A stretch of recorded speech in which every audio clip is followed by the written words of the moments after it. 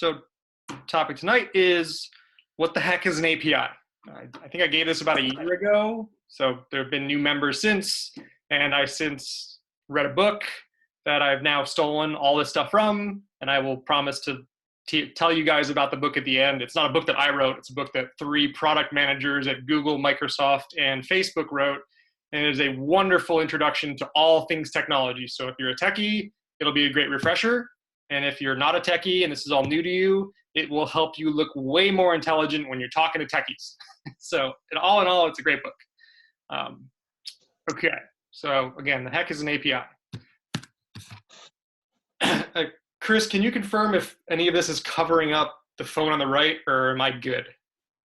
For me, I have my video display a little bit on the phone on the right, but I can see it. So if I move my video out of the way. I'm going to try here. I'm going to do this. I can completely, yep, I can move my video over a little to the side and see it all. I think this looks good to me. Mm-hmm. I have an old iPad and it looks great. Oh, cool. Yeah, that looks good. Appreciate it, Bob and Adam. Okay, so again, anybody feel free to go and unmute. Name the apps that you see here. Yep. Yelp, okay. Any other guesses for either the left one or the right one? Google. Okay. Google Maps. Google Maps, okay. Any other takers? We got a Yelp and a Google Maps. Uber. Uber, okay. I'll let that be enough. So Yelp and Uber is correct. The one on the left is Yelp and the one on the right is Uber. Now, it might have been Chris. Chris, did you say Google Maps? Yes, I did. Okay, so interesting that you said Google Maps, because anybody feel free. What is similar between these apps? They both are locators. Locators, okay. They use Anybody Google else? Maps. Google Maps. So ultimately, they both have a map in them. So that's an interesting point. So 2 different apps, both of them have maps. Maps are complicated. They can give anywhere from directions to who knows what.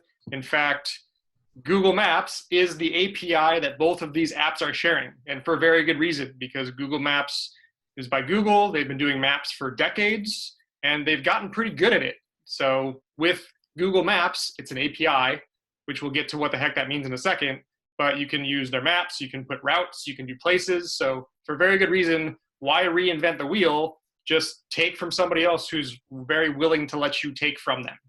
So they both share this cool API called Google Maps.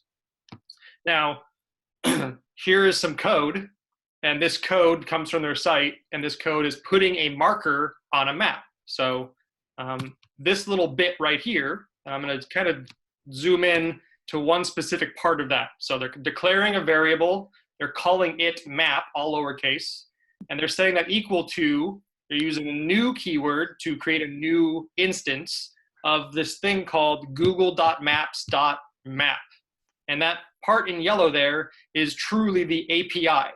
Earlier in this document, you have to pull in a script that lets you access this Google object, and there's a property on it called maps, and there's a property on that, or a method on that, called map, and they're calling it, and they just so happen to be passing in document.getElementById map and center and zoom, but the API here is Google, and this statement or this expression is ultimately, in combination with the code below it, there you see var marker is putting a marker on a map. So again, kind of really cool that with a little bit of code here, you get to leverage some other service.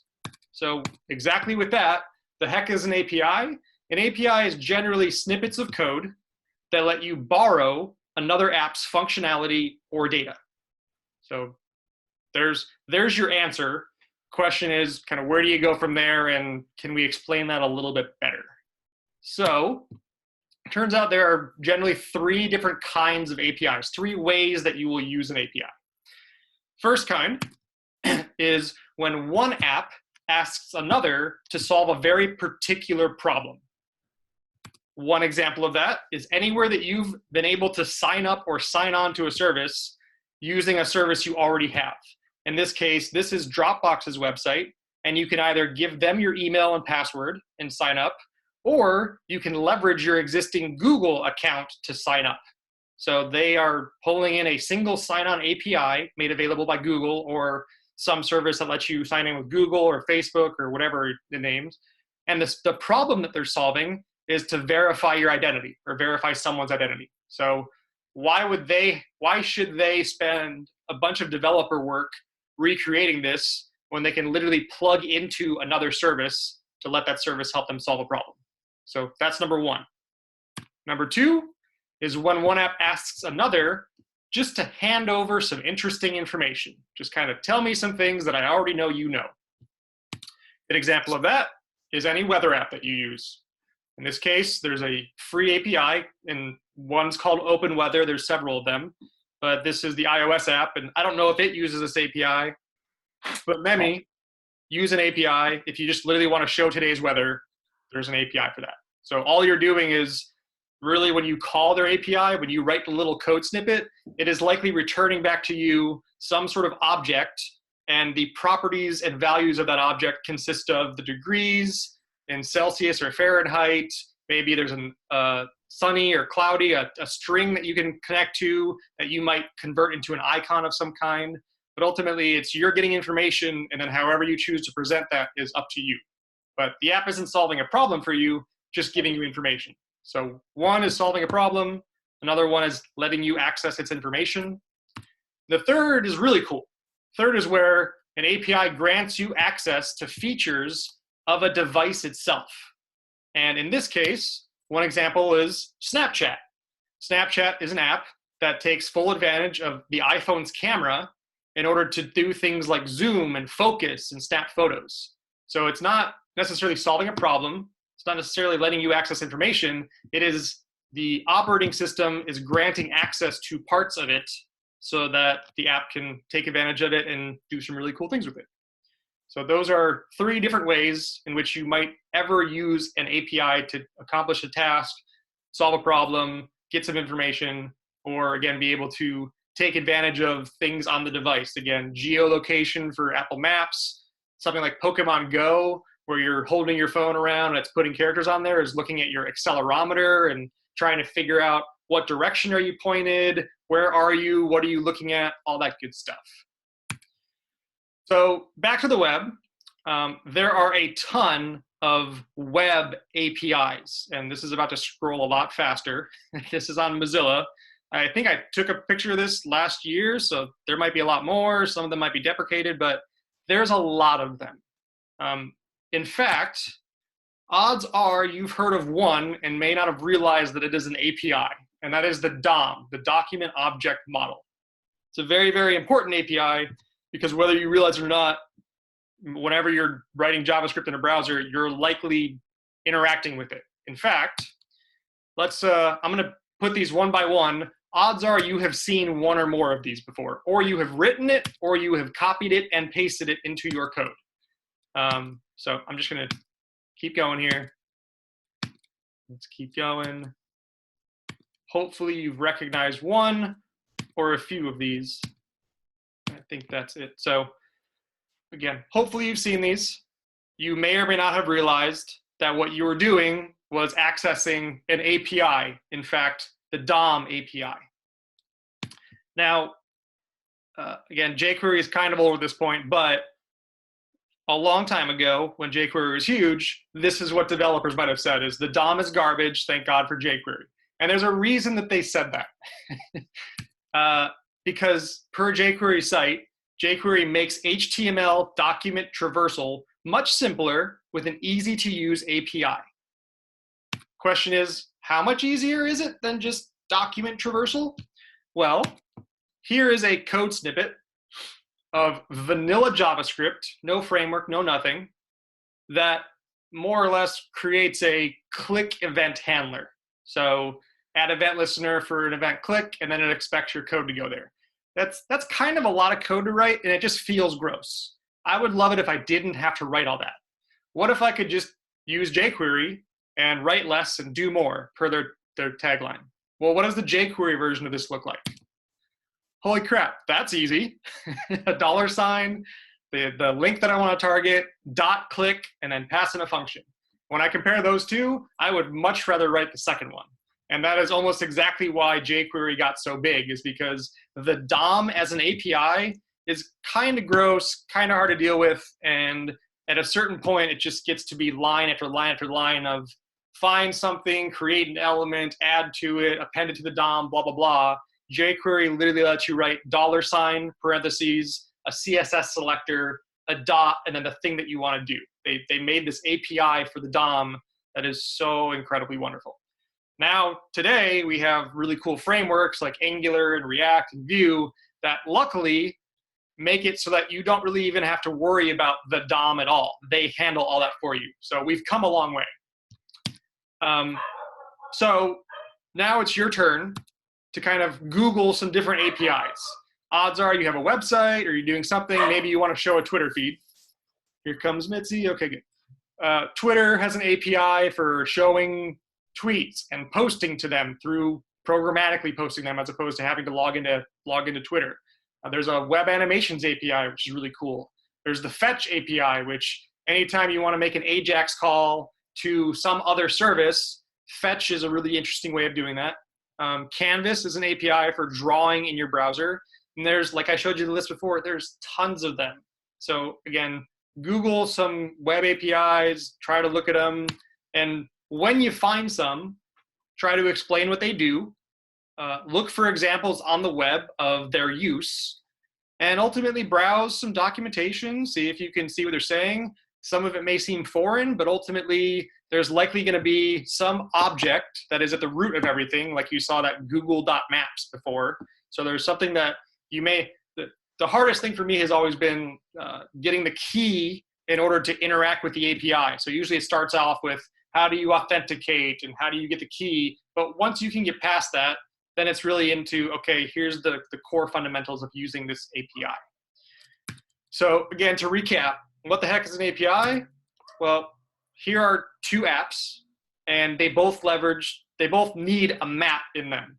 And instead of reinventing the wheel, they take the first use of an API, which is some code snippet to solve a problem. Again, here it's, I need to put a marker on a map, or I need to get directions.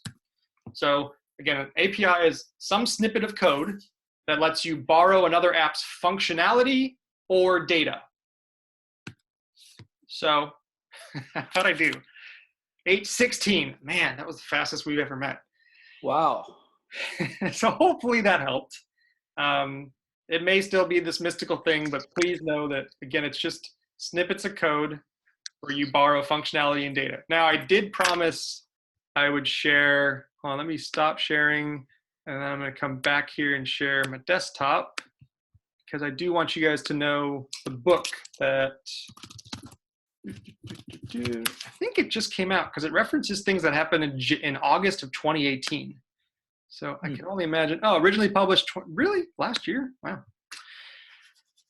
It's called Swipe to Unlock. So it's a primer on technology and business strategy. I just finished reading it this past weekend. Great book by three guys who work at three really big companies, authored by product managers at Google, Microsoft, and Facebook. And the really wonderful thing about the book is the chapters are basically broken up into frequently asked questions. So they introduce crazy things like APIs and A/B testing and algorithms by prefacing it with a question of, how is it that Amazon can deliver something in a half an hour? Well, it's with drones and crazy awesome kind of infrastructure, that sort of thing. How is it that, why did the FBI come to Apple when they wanted to unlock a phone? Well, it has to do with encryption and how data is transferred between Apple and devices and Touch ID and stuff. So it's incredibly accessible, very well written, and you will, if you read it, you'll notice that the examples I just used and the three different everything, I ripped straight from this book. So I definitely plagiarized. But enjoy. It's only $10 on a Kindle. Paperback is $20. It's a fast read, but I promise, even if you think you're a hardcore techie, it's got plenty of definitions in there, and it will make you just understand technology better and be able to talk to other developers and even business people way better. So feel free to go read that. and sales pitch there is done. I don't make any money from them. I just word of mouth. It's a good book. But yeah, if you got questions, let me know. I'm happy to stay on. But that was what the heck is an API, and probably the fastest I've ever explained it. I hope it was effective. That was great. Yeah, definitely great for me. This is Bob. Yeah, Bob. Are there APIs wherein you have to do an OAuth 2 kind of like validation? Most of them likely have an offering like that. I mean, from what I've used of either Twitter or YouTube, a lot of them do, like, you have to somehow get an API key so that they know that you're using it. In fact, what I didn't cover was, like, why on earth does Tinder make you log in with Facebook? Like, why wouldn't they just let you do it yourself? Well, because by partnering with Facebook, they make you connect to Facebook, so Facebook gets all your data from Tinder. So obviously Facebook's going to let Tinder use it because they're getting all those customers originally. And as soon as you connect a social network, they can now pull from your address book, pull from your friends, your contacts, so they can start showing you people to swipe left or right on. So again, it works for all parties. Same thing with Uber. Uber has an API to, I think, let businesses deliver products just using Uber drivers. And like, again, why would Uber ever let them do that? Because Uber wants to eventually capitalize on kind of they want to ultimately maybe put FedEx out of business. So there's very good reason why you can tap into these APIs from these companies, and authorization is huge from a security perspective, but also just from they want to make sure they know every single person who starts using their API, so they can start making money from it and just tracking the use of it, just to, again, ultimately make more money from it. But yeah. So that was a really roundabout way of saying to you, Bob, that, yeah, OAuth is definitely a big thing. Security is a huge thing. You're going to find it in most places that OAuth and OAuth 2 are likely two very supported ways of connecting to an API. Thanks. No problem. Anybody else, feel free to ask some questions or plop it in the chat.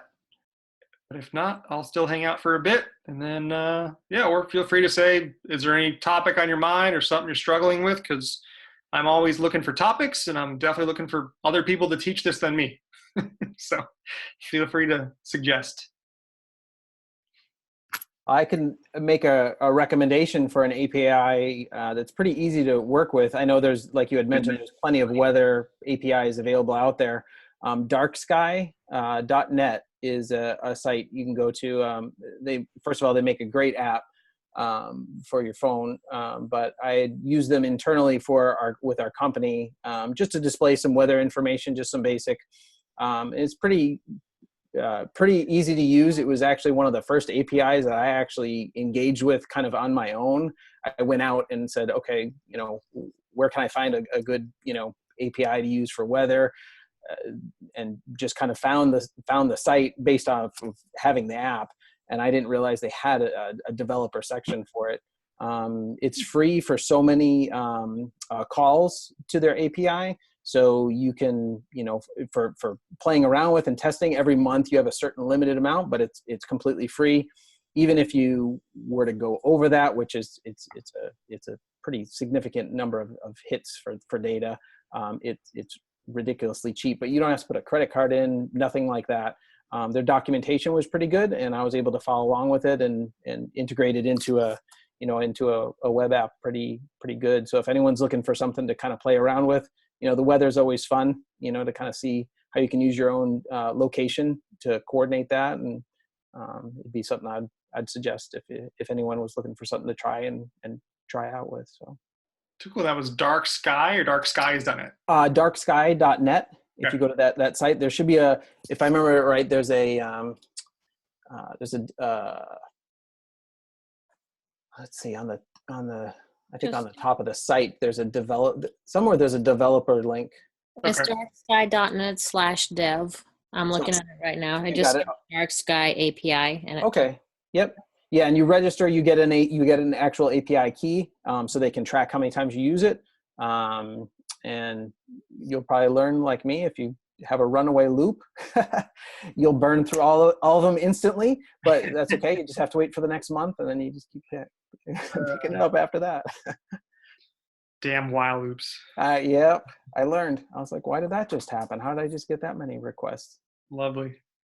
Thank you. Thanks Yeah, for you bet. No problem. Cool, guys.